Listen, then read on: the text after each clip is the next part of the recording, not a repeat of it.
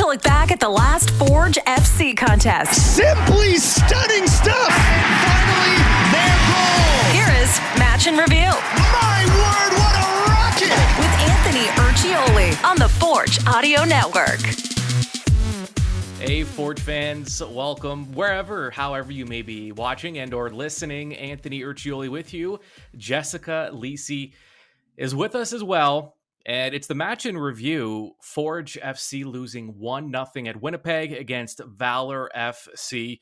It was an early goal, 20th minute goal for Valour, and then Forge held off the score sheet. There's been a bit of a power outage for Forge when it comes to scoring goals. Jess, I thought you said something interesting, and this game had pretty much everything, including a scuffle at the end with guys in headlocks and a lot of pushing, and we'll get deeper into that because we'll also hear from head coach and technical director Bobby Smyrniotis, as well as defender/midfielder Alex Achinioti-Jönsson. But first, Jess, you said something interesting during the match. We were kind of chit-chatting back and forth, and you said Forge isn't playing their game. It doesn't look like Forge. Yeah, it didn't seem like Forge is really themselves at all. They seem to be forcing the ball, a lot of long ball play, which is not their strong suit. They are very good, with the 1-2 passes, playing in triangles, and breaking down other teams' defense. Today seemed forced. Obviously, hats off to Valour. They were very good defensively. They were very organized, but yet still very aggressive. And it seemed that Forge was having a hard time with their decision-making, and it resulted in them forcing a lot of balls over the top. Obviously, a fantastic front three that they do have, but they're not necessarily the personnel to, play that ball over the top for those long runs. They're more so players that succeed when the ball is given to their feet or slightly in front of them. So I definitely just think it seemed a little forced today. Yeah, it did. And you bring up a good point because, this is a club that kind of thrives on possession. And when you look at the final numbers, the possession status, 61% in favor of Forge, but that was a little surprising because while Forge did have the possession, it didn't feel like they kept it for very long. It was a lot of kind of one and done chances. And you mentioned, Valour played a great game. Not only did they come out strong, and I think Forge is so used to playing against these clubs that are like to defend against Forge. But Valour, while they did defend, they were still pretty aggressive. They were pressing, they were aggressive in the midfield, and they created a lot of turnovers. There were moments there where Forge they were on their heels. Yeah, I would say in the first half, a lot of the match was within the middle of the field. It really wasn't one-sided in regards to anyone having better, offensive opportunities. But in the second half, I do agree. I do think overall, Valour was much better within that offensive third. When they did create chances, they were a lot more dangerous. Forge seemed to have possession and then lose it and, be on their heels again. Valour was very good in the counter a lot of times throughout the match. So yeah, I would have to agree. And there were some easier plays to be made. Again, you talked about kind of the long ball, but it looked like there were some options that looked easier. You wonder if with Forge, and they're so used to success and so used to being able to score, you wonder that as they've been struggling, it's almost like they're abandoning some of their just staples in their offense. That long game, that's never been their game, but they resorted to it a couple times when they had some easier options. So you do wonder if there is something kind of psychological at play here. Yeah, I believe that Forge is a team that a lot of times is used to having teams adapt to them and not, vice versa. They're not the team that will change their style of play to adapt to their competitors. So today was different for them. I do believe they were kind of caught off guard by how aggressive Valour was. I'm not sure if they weren't expecting that right from the start. I would say that Forge's energy wasn't horrible by any means. I do think in the second half they came out, guns blazing. They were going after it. It just really wasn't their day in regards to being very clean, especially within that offensive third. The movement up front was very there wasn't a lot of mobility going on. I do say hats off to Borges. He did do a good job. He was very active. But again, I wouldn't say that anybody had a fantastic match up front. It just seemed very stagnant. So Valour opened the scoring in the 20th minute. DeBrienne, a beautiful finish, left just unmarked. The finish was great, but also he didn't have a ton to contend with. He was pretty much wide open. The delivery from Ray was good. And once that first goal went in, Forge, they're winless in their last 4, 3 losses in that span, and they've given up the first goal in each one of those. And that is it's their biggest concern going into matches, or the thing they're trying to avoid most, because they're already playing clubs that want to play a defensive style against them and frustrate them. And I mean, as well as anyone, it's so much easier to defend when you're playing with a lead. Yeah, absolutely. Again, amazing goal. It was a fantastic finish. It was a great cross. Poor awareness within the box too. He had stepped out a little too far, was ball watching instead of watching the man in the box. There wasn't much aggressiveness to really prevent that cross from even coming in. But overall, again, great finish. It happens. There's going to be moments where you're caught slacking and it really bites you. So, I do think that there's a psychological aspect of, not wanting to be scored on first. Nobody wants to be scored on first. And that could, potentially play a role in their hecticness to just force the ball and really try to create something and get that quick goal. And it is, 100%. It's much easier to defend a lead than it is to be tied. Everyone wants to win. And when you have that lead, you have a bit more confidence for sure. All right, let's check in with the coach, forward coach Bobby Smyrniotis, and his general thoughts of the match, which it kind of echoes what we've been talking about, but it was a slow start. I thought we came out and, to be honest, we didn't start well. Then from the run of play, from a couple of mistakes of ours, we're down 1-0. And now we've given some life to an opponent to defend a little bit deeper and do all that. But I thought our reaction was good in the last part of the second half. We created some very good opportunities. They've cleared one off the line there. And I thought, again, we started well in the second half. Somewhere we're missing that little bit of punch in the final third to get into the spaces that were available, that we saw were available before the game. They were available in the game, and we just didn't take advantage of them. And then you're looking for an opportunity, and as the game goes on, obviously for Valour, it's a very important game for them as well, and they're very comfortable just sitting back and soaking up what pressure they need, and you see what you get from there. So Bobby, obviously not. I mean, you're obviously not happy with the result, but also the start was an issue for Forge. Alex Achinioti-Jönsson, who started the game at center back, he was moved up to midfield after a couple of substitutions. Alex talked about we talked about the mental aspect of the game and the psychology. Alex admitted he thinks that the team has been a little off since that 6-game winning streak. I think Coach said it. We didn't come out our best, me including. I think the quality we put out is not good enough, and we get punished for it in the beginning of the game. And then I don't know, it feels off. We feel off. We have been feeling off the last 4 games. I think we need to come together as a group, all of us, and find what we had during that 6-game win streak. All right, keeping with Alex, he was asked if he believed clubs have figured Forge out. Here's Alex's response to that. No, I don't think so. It would be like I think Coach touched upon it. It would be weird after 3.5 years. Just now they started to figure this out, because I think we've done the same things to teams now for 3.5 years and been very successful with it. I think the problems lie more in the individual and the quality of what we do rather than the tactical parts of it. He doesn't think it's a tactical issue. He doesn't think teams are figuring them out after all this time. He says it's an execution issue, and I tend to agree with him. Yeah, I agree as well.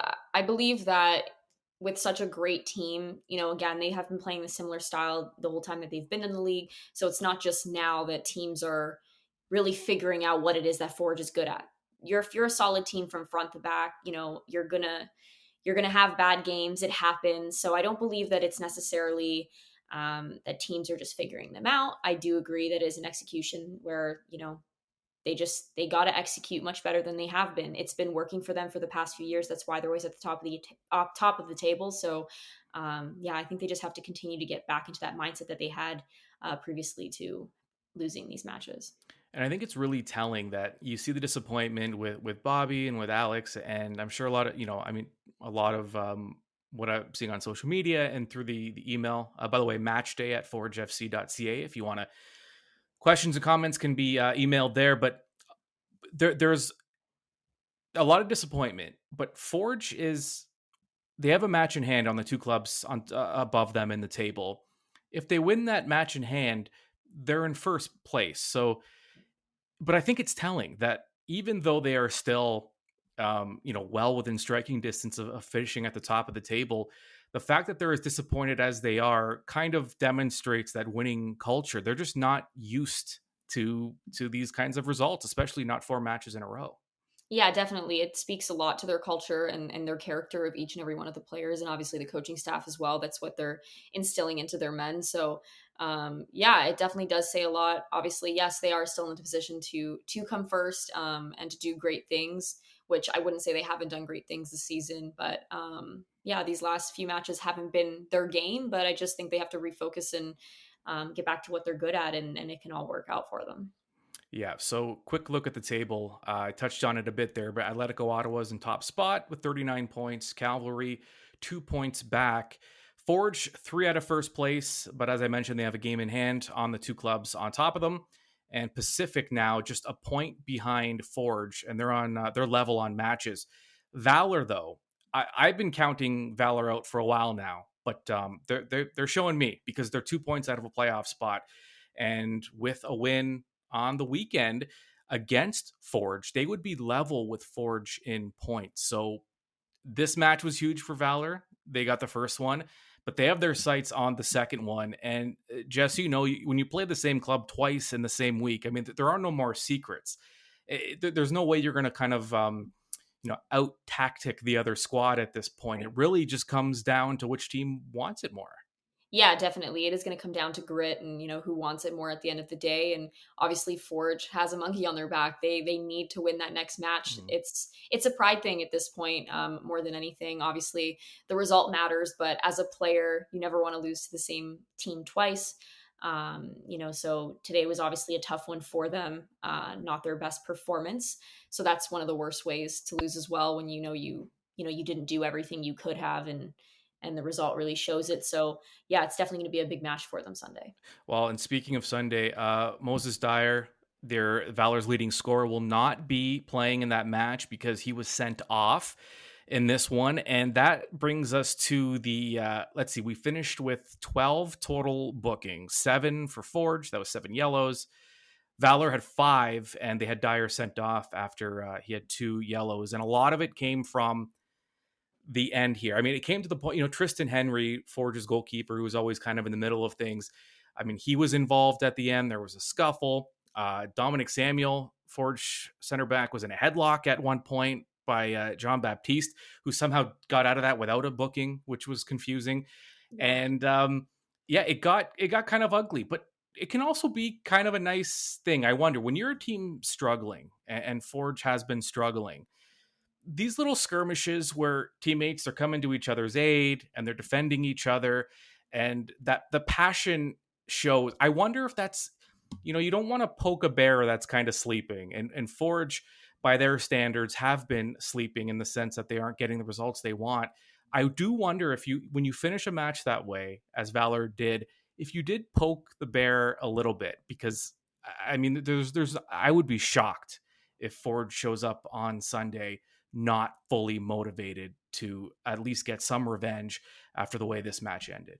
Yeah, definitely. It brings a different competitiveness. Obviously, you're always going to come to your teammate's defense, whether you're upset with their performance or not. They're your teammate, and you're going to go through those rocky phases of poor matches and poor performance. But at the end of the day, they are your teammate. You're going to have their back no matter what, especially when it comes to your opponent and scuffles like that. So I do believe it will add some fuel to the fire, and they'll come out fighting for sure. Yeah, Henry, they got to the point where in stoppage time, the Winnipeg fans, who it's one of the better environments to watch a game in, just for as a viewer on television, but from what I hear in person too, it's a great atmosphere. The crowd all over Henry. They booed him whenever he touched the ball. The final whistle didn't come into the 102nd minute because of all the shenanigans in stoppage time. And Bobby talked about the way this game ended and how it got kind of heated. It's a byproduct of details. the same way I say for players, throw-ins, goal kicks, everything makes a difference. I think there's other people involved in the game other than the 22 players, that if they take care of the details early in the game, it takes away all of this other nonsense that happened for no reason as the game went on. Yeah, obviously you're a coach of one team, so you think that it can be handled differently. It's not that you want cards for the opponents. I just think in general, the whole situations and little things in the game could be handled differently. To be honest, I think the ref in the middle has done a good job today. He's had a lot of challenges. He's done a good job of dealing with the game, and obviously, it's just two eyes, so he needs the support from everywhere else. But there's a lot of things that have happened in there. There's some guys that have gotten cards who I think weren't even involved earlier in some other place. So I'm not sure how some of that stuff happened, but that's happened. All right, Alex Achinioti-Jönsson on the field also during that little skirmish at the end. Here are his thoughts on how the match ended. Honestly, I went and won the ball there, so I had my back turned to everything that happened, and when I turned my back, all of the players started running down into the corner and got a bit of a scuffle, which happens. There's two teams that are playing important games, and there's been a lot throughout the game that could have been handled better during the game, maybe, because this wasn't a one-time occurrence. These little things that happened after the ball went away, it happened during the entire game. So I think we knew what to expect when we came here. We expected a team that was going to fight for everything and with claws and nails, and that's what we got. I think it's just a product of the game going on and the score being tight as it was, and it's being a tough physical game. Jess, one thing that we did talk about, Forge gave up that goal in the 20th minute, and that when you're playing against a club like Valour, it's never a great idea, a club that can defend the way they do. But Forge, it didn't seem like a lack of effort. The energy appeared to be there. Yeah, it definitely wasn't a lack of effort, especially in the second half. They did come out guns blazing. I know I had mentioned that earlier, but even after that goal, their initial reaction was not to, be deflated and really throw themselves off. They did keep coming. It just unfortunately was not their day. Things were not clicking, obviously in the final third, but even just passing wise, movement was a little off. They looked a little sluggish. But again, it wasn't a lack of effort. It didn't look like they didn't want it. Things just weren't coming together for them. All right, and a huge result for Valour. And on that side of things, Philip Dos Santos, the Valour head coach, spoke post-match as well. Look, I look at it as we wanted to take off where we left on the weekend, and there's moments in the season where you're looking at the 3 points, and we knew that against a good team like Forge, it was important to protect our goal very well. We knew the areas that they target, that they like to attack, and I think that we were able to play a very sound defensive game, and that allowed us to, obviously, when you get the goal at a time of the game where it was more, yes, they had the ball, but I still felt that we were still able to get a few breaks and get there and still stay on the ball a little bit more than we did in the second half. Well, the fourth official told us, or the referee told us when he brought both coaches together, that the recommendations or the info they have is that when there's a brawl, you need to show the yellows. There were 2 of them, so then you get exposed. I told Moses I'm disappointed at the fact that when you do have a yellow card, you need to have the ability to control your emotions and stay away from those type of situations. The truth is that we lose a player. I still have to look at the count of yellows, maybe more for Sunday, but the next guy in line is going to have to step in and do the job. All right, well, these 2 clubs will meet again on Sunday back in Winnipeg, 2:00 start time, Valour and Forge FC, with that playoff picture becoming even tighter. Now, I'm going to skip ahead to September 10th because I need to remind Forge fans about the next home game in Hamilton for Forge. It's the September special Forge FC match plus bench beer sampling. Forge is playing Cavalry that match, so it'll be a good one. It's at 5:00 Saturday, September 10th. For $29.99, you get a gold level ticket and a bench beer sampling. And it's also $5 beers before kickoff. So there's plenty of beer to go around. And you get a gold level ticket as well. So $29.99. That is the deal. And it is available now at forgefc.ca. All right. So I will be there. Hope to see you there. Jessica Lisi. It's been a blast, as always, reviewing this match with Forge. It always is. And thank you for listening. We'll talk to you soon.